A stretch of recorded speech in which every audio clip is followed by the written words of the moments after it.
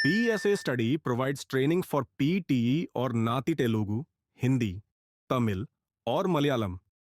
Dialogue शुरू करने से पहले मैं आपको बताना चाहता हूं कि हमारे चैनल पर जो डायलॉग्स दिए गए हैं, वो इस तरह डिजाइन किए गए हैं कि स्टूडेंट्स को ऐसा फील हो जैसे वो एक रियल एग्जाम एनवायरनमेंट में बैठे हों। ये डायलॉग्स सिर्फ प्रैक्टिस के लिए हैं, जो आपको एक्चुअल एग्जाम फेस करने में हेल्प करेंगे। डायलॉग के एंड में हमने आंसर्स भी प्रोवाइड किए हैं। अगर आपको डायलॉग्स से रिलेटेड कोई क्वेश्चन है या आप आंसर्स किसी और फॉर्मेट में चाहते हैं, तो प्लीज नीचे कमेंट करें। चलिए शुरू करते हैं। This dialogue is a conversation between an English speaking person and a Hindi speaking person regarding visa refusal. Dialogue begins. How have you been, Mr. Shah? Good to see you today. Please have a seat. So, what brings you in here today? धन्यवाद। मैंने अपनी बहन alb Sumaiya के पर्यटक visa के आवेदन में सहायता की थी, लेकिन हमारी याचिका अस्वीकृत हो गई है। हम बहुत निराश हैं।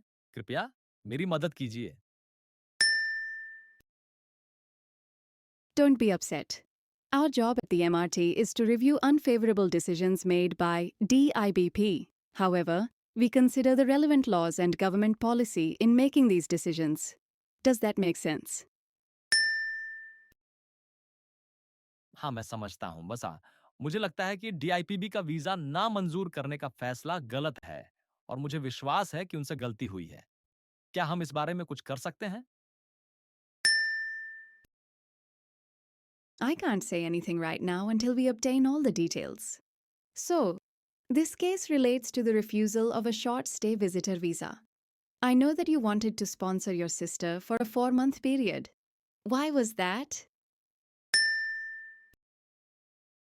मेरी माँ सिडनी में हमारे साथ रहती हैं। वह मधुमेह की मरीज हैं और पिछले 6 महीनों से उनकी हालत और भी खराब होती जा रही है। 3 महीने पहले उन्हें दिल का दौरा पड़ा था, इसलिए मेरी बहन उनसे मिलना चाहती है। According to DIBP's decision, they were not satisfied that your sister would leave Australia upon visa expiring. The reason for this was that your sister hasn't travelled overseas before and that she had limited incentives to return home. Why do you think their decision is incorrect?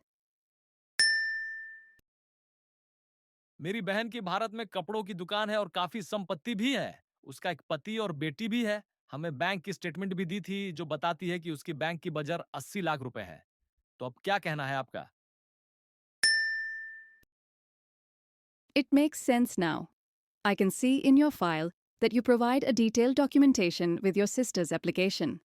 So, it seems possible that MRT will set aside the decision of DIBP.